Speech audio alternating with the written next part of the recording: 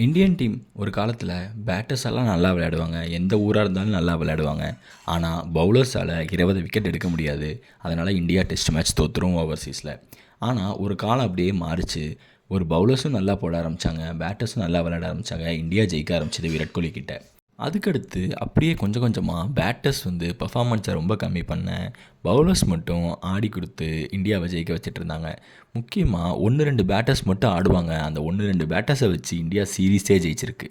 For example 2021 Australia சீரீஸில் புஜாராவும் ரிஷப் பண்டை வச்சே இந்தியா சீரீஸை ஜெயிச்சது.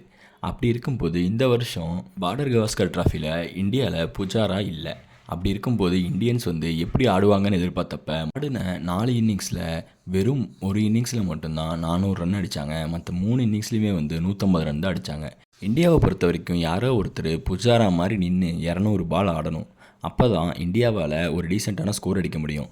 நம்ம ஃபஸ்ட்டு டெஸ்ட் மேட்ச் எடுத்துக்கிட்டோம் அப்படின்னா, செகண்ட் இன்னிங்ஸில் இந்தியா 400 ரன் அடித்த காரணம் என்னென்னா, கேஎல் ராகுலும் எஸ்எஸ்வி ஜெய்ஸ்வாலும் நின்று நிதானமாக 200 பால் ஆடினாங்க. அந்த மாதிரி யாராவது ஆடினா மட்டுமே இந்தியாவால் ஜெயிக்க முடியும். ஆனால் இந்தியா எப்போவாச்சும் ஒரு டைம் தான் அந்த மாதிரி ஆடுறாங்க. யாருமே அந்த மாதிரி ஆடுறதில்ல.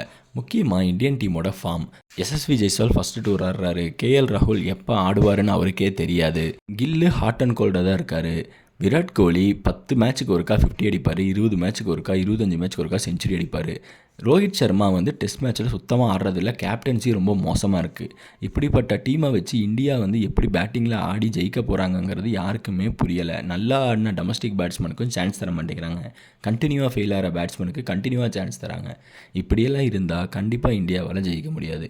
இந்தியா எப்போ யாரோ ஒருத்தர் நின்று 200 பால் ஆடுறாங்களோ அப்போ தான் இந்தியாவால் ஆஸ்திரேலியாவில் ஜெயிக்க முடியும். இந்த சீரீஸ் கண்டிப்பாக ஆஸ்திரேலியா 4-1ன்னு ஜெயிக்கும்.